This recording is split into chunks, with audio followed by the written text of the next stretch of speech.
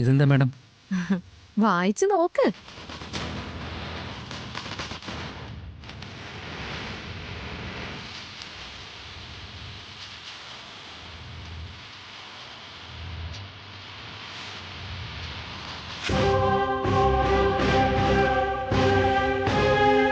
അയ്യോ മാഡം. തന്റെ സേവനം ഇനി ഓഫീസിന് ആവശ്യമില്ല. അയ്യോ മാഡം പ്ലീസ്. പ്ലീസ്. നിന്റെ സഹോദരി ഇവിടെ ചാർജ് എടുത്ത ദിവസം നിനക്ക് ഓർമ്മയുണ്ടോ? അന്ന് ഇവിടെ നടന്ന ഷോ ഓർമ്മയുണ്ടോ? അന്ന് മുതൽ ഞാൻ കാത്തിരിക്കുകയായിരുന്നു ഈ ദിവസം. ഏതായാലും പൊയ്ക്കോ. ഇനി ഇവിടെ നിൽക്കണ്ട. ഓഫീസിന് പുറത്തു പോ. ഇനി ഇവിടെ ആരോടും പരാതിപ്പെട്ടിട്ടും കാര്യമില്ല. എന്റെ അധികാരത്തിലാണ് അപ്പോയിന്റ്മെന്റും ഡിസ്മിസലും എല്ലാം.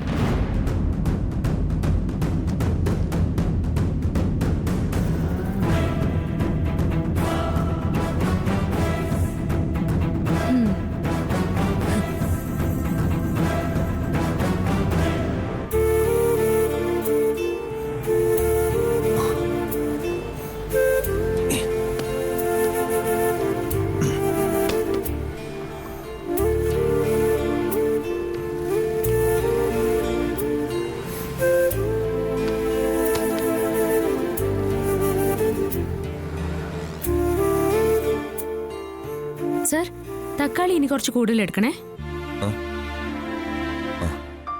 പിന്നെ ക്യാരറ്റും കൂടെ കുറച്ചെടുത്തോ. ബാക്കിയെല്ലാം ഓക്കെ. എല്ലാം കൂടി ഒരു 100 രൂപയ്ക്ക് എടുത്തോ മോളെ. ശരി.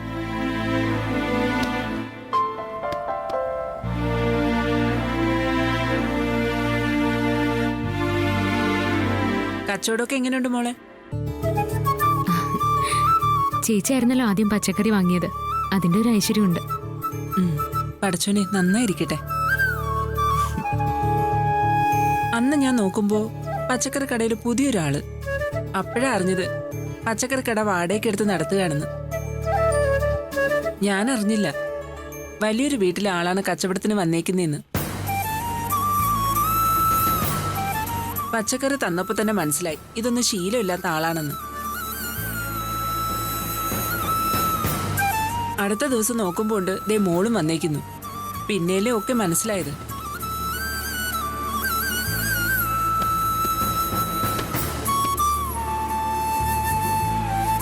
മോളുടെ അമ്മായി ഇപ്പൊ വരണം. ഫാത്തിമ ആരാണെന്ന് മനസ്സിലാവും. എന്നാലും ഇങ്ങനെയും കണ്ണിച്ചോരയില്ലാത്ത ആൾക്കാരുണ്ടോ?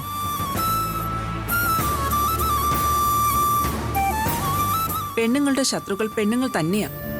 ഒക്കെ നന്നായിന്ന ചേച്ചി എനിക്ക് തോന്നുന്നു. ചേച്ചി പോലെ ഒരുപാട് ആൾക്കാരെ പരിചയപ്പെടാൻ പറ്റിയല്ലോ. ജീവിതത്തിന് ഒരു ലക്ഷ്യമുണ്ടായി.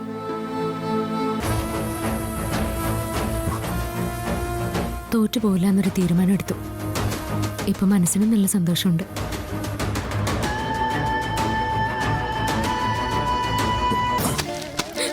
അയ്യോ അയ്യോ എന്തു പറ്റി? അയ്യോ കുഞ്ഞെ എന്താ പറ്റിയേ? എന്താ ഒന്നുമില്ല. അങ്ങോട്ട് എനിക്കൊരു ക്ഷീണം. കുഴപ്പമൊന്നുമില്ലല്ലോ.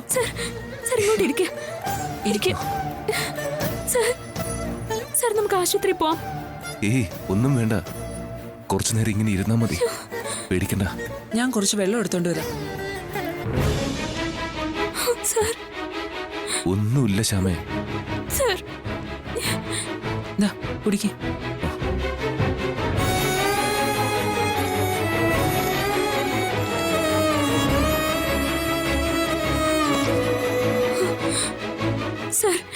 സാർ നമുക്ക് ആശുപത്രി പോവാം സാർ. ഹോസ്പിറ്റലിലൊന്നും പോണ്ട. ശരിയായി. ചൂടത്ത് നിന്നിട്ടാ. ഇതൊന്നും പരിചയമില്ലാത്തവരല്ലേ രണ്ടുപേരും. ഒരു കാര്യം ചെയ്യും മോളെ, കുറച്ചു നേരത്തേക്ക് കച്ചവടം ഒന്നും വേണ്ട. രണ്ടുപേരും കൂടെ എന്റെ വീട്ടിലേക്ക് വാ. വേണ്ട ചേച്ചി, ഒന്നും വേണ്ട. ഇപ്പൊ ശരിയായി തുടങ്ങി. ചേച്ചി പൊയ്ക്കോ, കുഴപ്പമില്ല.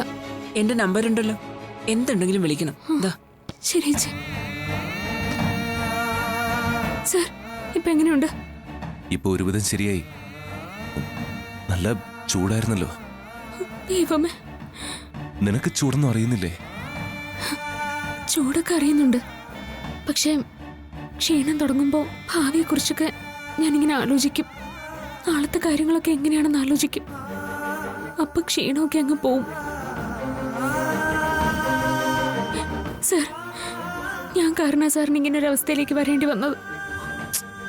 ഒന്ന് വെറുതെ ഇരിക്കും ശ്യാമ. അമ്മ പറഞ്ഞ പോലെ എന്നെ തൽക്കാലത്തേക്ക് കൈയൊഴിഞ്ഞായിരുന്നെങ്കിൽ സാറിനെ കഷ്ടപ്പാടൊന്നും അറിയേണ്ടി വരില്ലായിരുന്നു.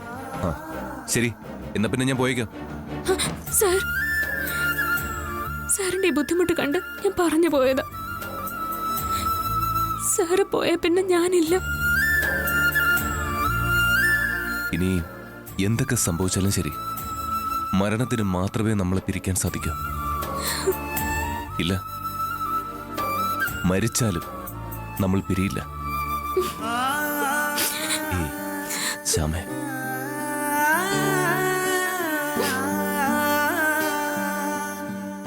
ആളില്ലേ? സാർ ഇവിടെ ഇരിക്കുക. ക്ഷീണമൊക്കെ മാറി പതുക്കെ വന്നാൽ എനിക്ക് മതി. കുഴപ്പമില്ല. ഇവിടെ ഇരിക്കുക, ഇരിക്കാൻ. എന്താ വേണ്ടേ? 1/2 കിലോ ബീറ്റ്റൂട്ട്.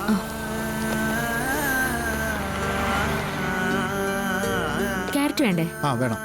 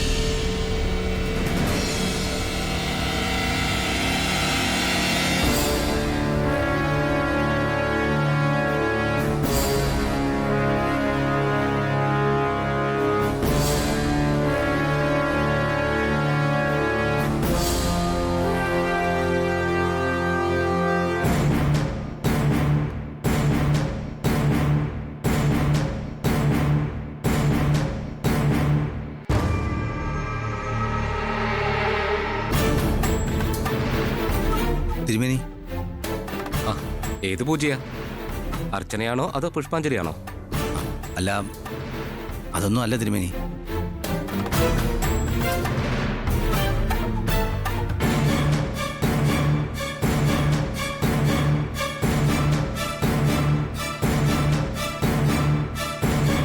ഇയാളെ തിരുമേനി കണ്ടിട്ടുണ്ടോ? ഇവിടെ തൊഴാനൊക്കെ വരാറുണ്ടോ? ആരാ ആള്? എന്താ കാര്യം? അത് എനിക്ക് വളരെ വേണ്ടപ്പെട്ട ഒരാളാ. മുമ്പൊരിക്കൽ ഇവിടെ വെച്ച് ഞാൻ കണ്ടിരുന്നു. ഒന്ന് പറയണം തിരുമേനി. വല്ലപ്പോഴും ഈ ആളിനെ ഇവിടെ കണ്ടിട്ടുണ്ട്, സ്ഥിരമായിട്ട് വരാറില്ല.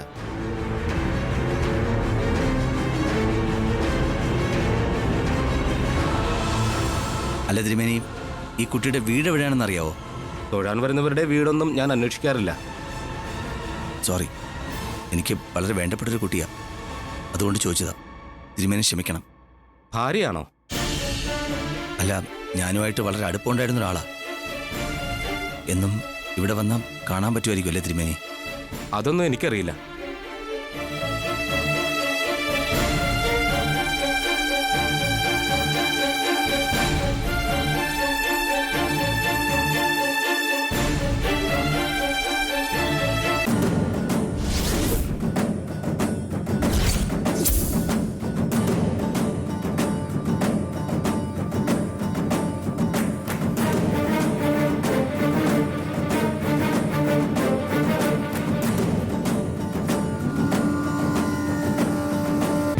കാലം തിരിഞ്ഞു നടക്കുന്നു എന്ന് പറയും പോലെ ഇപ്പൊ കാര്യങ്ങൾ.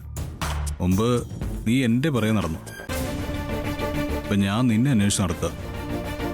അല്ല, അമ്പലത്തിന്റെ നടയിൽ നിന്റെ വണ്ടി കണ്ടു. എന്താടാ, അമ്പല ദർശനമൊക്കെ തുടങ്ങിയിരിക്കുന്നു. അല്ല, പതിവില്ലാത്ത കാര്യങ്ങളാണല്ലോ. അല്ല, ഒന്നുമില്ല ഏട്ടാ, ഞാൻ വെറുതെ ഇതുവഴി പോയപ്പോൾ ജസ്റ്റ് ഒന്ന് തൊഴാൻ ഇറങ്ങിയതാ. ആയിക്കോട്ടെ, അമ്പലത്തിൽ വരുന്നതൊക്കെ നല്ലത് തന്നെയാ. നീ പ്രാർത്ഥിച്ചോ? പക്ഷെ പെട്ടെന്നിങ്ങനെ സ്വഭാവമാറ്റം വരുമ്പോഴേ കാരണങ്ങൾ തിരക്കേണ്ടി വരും.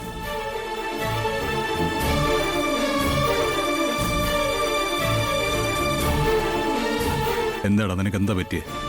ഏ ഒന്നുമില്ല ഏട്ടാ, ഇതുവഴി പോയപ്പോൾ ജസ്റ്റ് ഒന്ന് കയറണമെന്ന് തോന്നി, അതുകൊണ്ട് കയറി. അമ്പലത്തിൽ കയറുന്നൊക്കെ നല്ലത് തന്നെയാണ്, പക്ഷെ ഓഫീസിൽ എന്താ നടക്കുന്നതെന്ന് ഒന്ന് അന്വേഷിക്കണം. അവിടെ ഐശ്വര്യയെ ചാർജ് എടുത്തു. എടാ, ഇത്രയും പ്രധാനപ്പെട്ട ഒരു കാര്യം ഞാൻ പറഞ്ഞിട്ടും നിൽക്കണം നിപ്പ് കണ്ടില്ലേ?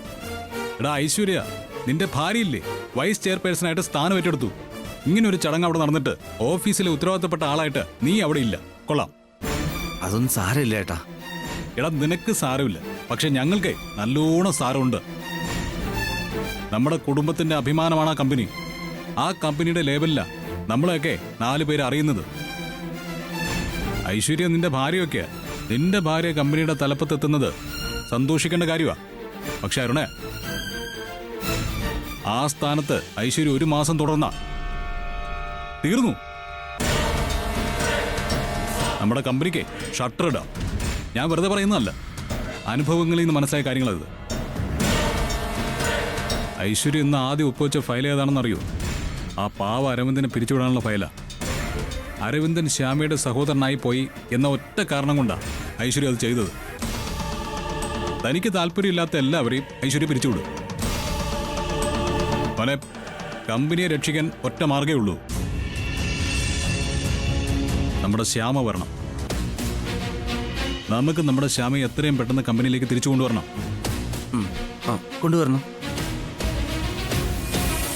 കൊണ്ടുവരണം. ഛെ, ഡാ, നീ എന്താ ഈ അലക്ഷ്യമായിട്ടൊക്കെ പറയുന്നേ? നീ വല്ല ലഹരിയും കഴിച്ചിട്ടുണ്ടോ? കണ്ണൊക്കെ മരവിച്ചിരിക്കുകയാണല്ലോ. ഞാൻ പറഞ്ഞത് വല്ലതും നിന്റെ തലയിൽ കയറിയോ? വേണ്ട, കേൾക്കുമെങ്കിലും ചെയ്തോ? ഏട്ടാ, ഞാൻ എല്ലാം കേട്ടു. എല്ലാം ശരിയാക്കാം. നമുക്കെല്ലാം ശരിയാക്കാം. എന്താ എല്ലാം ശരിയാവും ചേട്ടാ. എല്ലാം ശരിയാവും.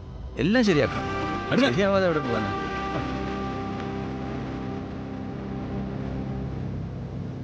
ഇതെന്താ പറ്റിയത്? അശ്വതിയെ കണ്ടിട്ടുണ്ടാവോ? ഈശ്വര, ഇങ്ങനെ സംഭവിക്കരുതേ.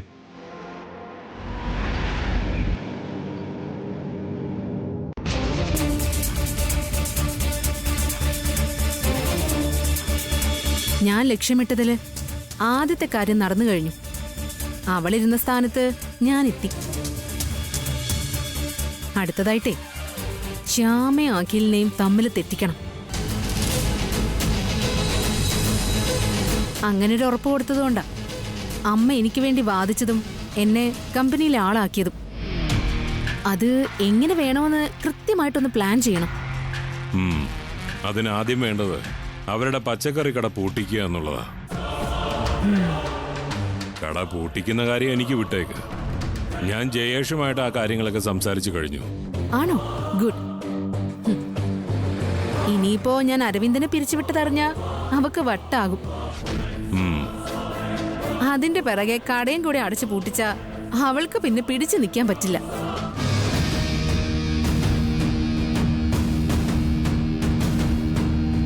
ഒന്നും രണ്ടും പറഞ്ഞ് അവളും അഖിയും തമ്മിൽ വഴക്കായിക്കോളും. നോക്ക ഐശ്വര്യ, കമ്പനി എത്രയും പെട്ടെന്ന് നിന്റെ കൈപ്പിടിയിൽ കൊണ്ടുവരണം. എന്നിട്ട് അത് എന്നെ കൊണ്ട് ഏറ്റെടുപ്പിക്കാനുള്ള അന്തരീക്ഷം ഉണ്ടാക്കണം. ഒക്കെ ഞാൻ ഏറ്റു. ആദ്യം അങ്കിൾ അവളുടെ പച്ചക്കറി കട അടച്ചു പൂട്ടാനുള്ള കാര്യങ്ങൾ നോക്ക്. പറഞ്ഞല്ലോ, ആ കാര്യം ജയേഷ് ഇന്ന് തന്നെ ചെയ്യും. നാളെ മുതൽ ആ കട അവിടെ ഉണ്ടാവില്ല. അവളെ ഞാൻ തറ പറ്റിച്ചിരിക്കും.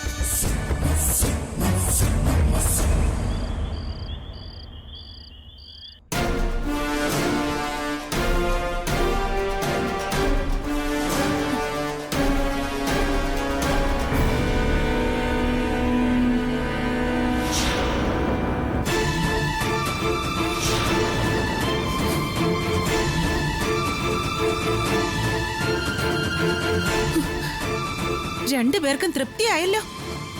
താനും നശിക്കുന്നു, കുലവും കെടുത്തുന്നു. നിങ്ങളോ എന്തിനും തുനിഞ്ഞിറങ്ങുന്നു. അതുകൊണ്ടിപ്പം മറ്റുള്ളവരുടെ വയറ്റിപ്പഴുപ്പാ ഇല്ലാതായത്. എന്താ പറയുന്നേ? എന്താ അച്ഛാ, എന്താ എടുത്തീ പറയുന്നേ? മോനെ, അരവിന്ദന്റെ ജോലി പോയി. അരവിന്ദേട്ടന്റെ ജോലി പോയോ? ഐശ്വര്യ അരവിന്ദനെ പിരിച്ചുവിട്ടു. ഐശ്വര്യ എന്ന സ്ഥാനമേറ്റ് ആദ്യം ഒപ്പുവെച്ച ഫയല് അരവിന്ദനെ പിരിച്ചുവിടുന്നതായിരുന്നു.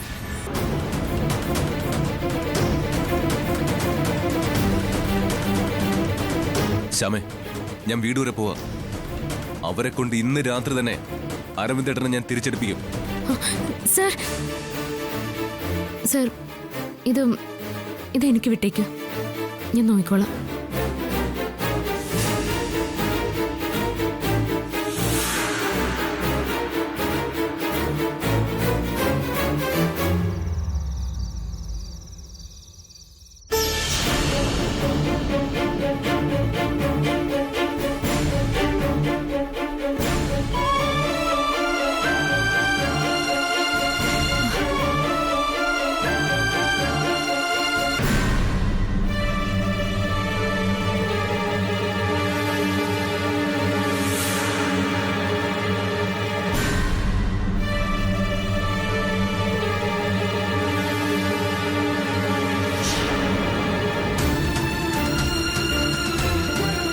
അമ്മേ,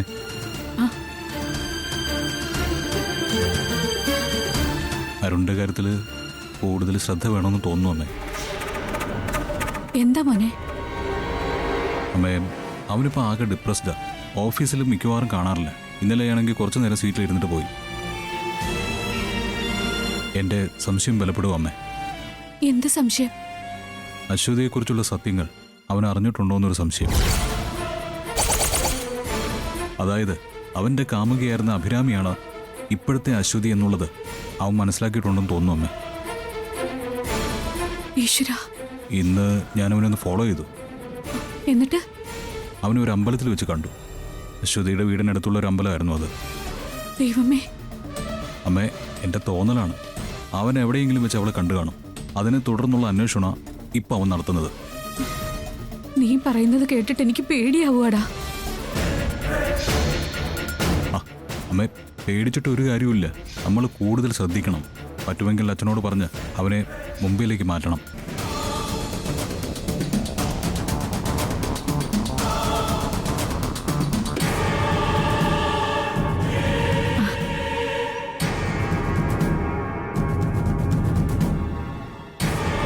അതെന്തിനാ ആദ്യേട്ടാ അരുണിനെ മുംബൈയിലേക്ക് മാറ്റുന്നേ?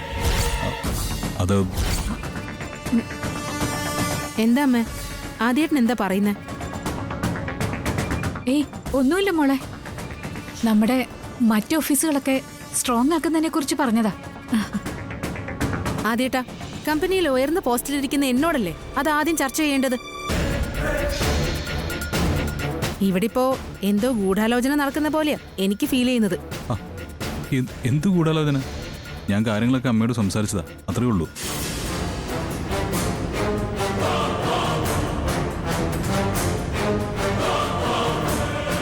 ആദ്യേട്ടന് അരുണിനോട് എന്തോ ഇഷ്ടക്കേടുണ്ട്. അതിന്റെ ദേഷ്യത്തില് ട്രാൻസ്ഫർ ചെയ്യിക്കാൻ നോക്കാണോ അമ്മ? മോളെ പറഞ്ഞില്ലേ, അതിനെക്കുറിച്ചൊന്നും അല്ല സംസാരിച്ചേ. അത് പോട്ടെ. മോൾ അമ്മയ്ക്കൊരു വാക്ക് തന്നിരുന്നു. അതിന്റെ കാര്യം ഓർമ്മയുണ്ടോ? അത് ഞാൻ മറക്കും അമ്മേ. ശ്യാമയും അഖിലിനെയും തമ്മിൽ പിരിച്ച് അഖിലിനെ ഇങ്ങോട്ട് കൊണ്ടുവരുന്ന കാര്യമല്ലേ? വാക്ക് തന്ന കാര്യം ഞാൻ നിറവേറ്റു അമ്മേ. മോളെ, എത്രയും പെട്ടെന്ന് തന്നെ അത് വേണം. എന്റെ നെഞ്ചിൽ തീയ. മോനെ കാണാൻ പറ്റാത്ത സങ്കടം ഒരു വശത്ത്, ഞാൻ അവളുടെ മുന്നിൽ തോറ്റുകൊണ്ടിരിക്കുകയാണെന്നുള്ള വിഷമം മറുഭാഗത്ത്. അമ്മ വിഷമിക്കാതെ. അമ്മയെ തോറ്റു കൊടുക്കാൻ ഞാൻ വിട്ടുകൊടുക്കില്ല. വൈകാതെ തന്നെ ഞാൻ തന്ന വാക്ക് പാലിക്കും അമ്മ.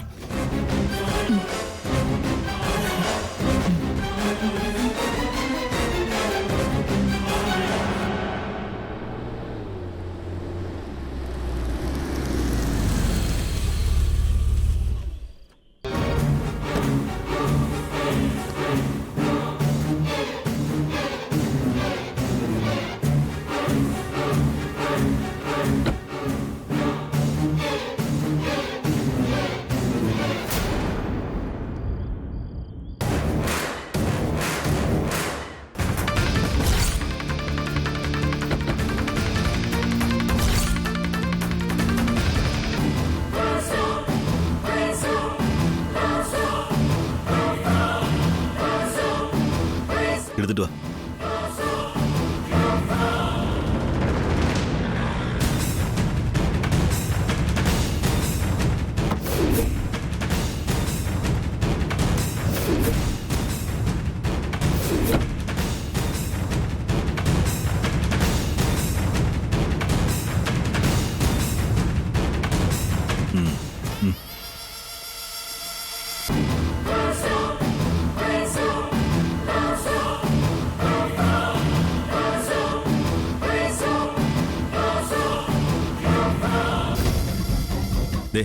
ടാർപ്പ മാറ്റിയിട്ട് പച്ചക്കറി ബോക്സിന്റെ ഏറ്റവും അടിയിൽ ഈ അഴുകിയ പച്ചക്കറികൾ വെക്കണം. ശരി സാർ.